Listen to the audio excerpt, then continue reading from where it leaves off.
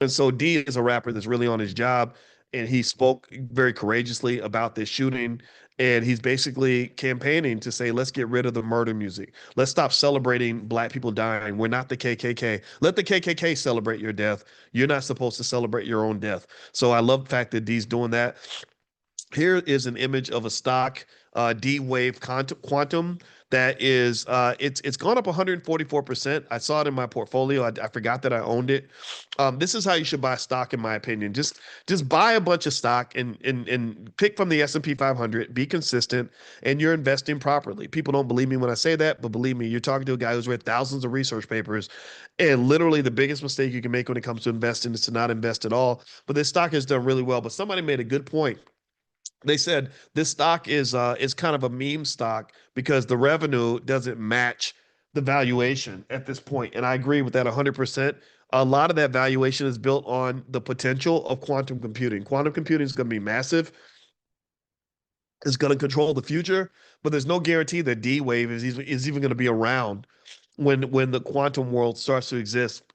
But this stock has been a big winner, and so far it's making a lot of money. But when the crash happens, stocks like this are the first ones to get crashed or to crash because most of the valuation is built on a belief that this industry and that this company is going to do really well. It's not built on real money and real dollars. Okay, this is Baby Boyce, and I don't know. I thought it would be funny to like see what I like have AI make me look like a baby. So I was in when I came home from Greece, and I felt bad. I felt guilt as a husband for not for seeing my wife for the last like 3 weeks.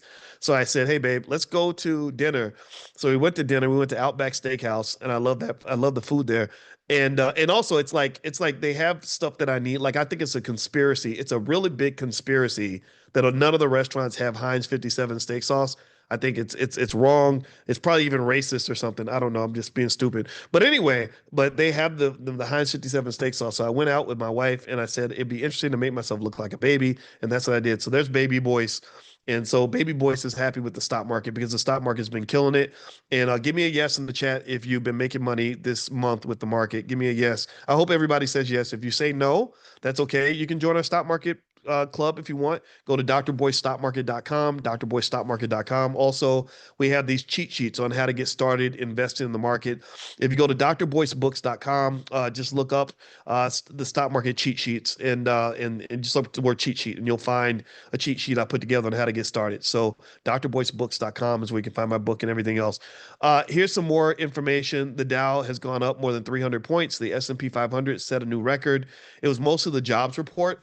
So what's happening now is everyone's waiting for Trump's horrible tariffs to start destroying the economy, and so far it hasn't happened. I believe it's still going to happen. I think it's a delayed response, but it's kind of interesting because it just isn't happening yet. And I don't know if I'm going to be saying this same thing 6 months from now, but it's really baffling. A lot of people thought that by now you would start to see some cracks in the economy. You're not seeing it now. So the jobs report was very positive.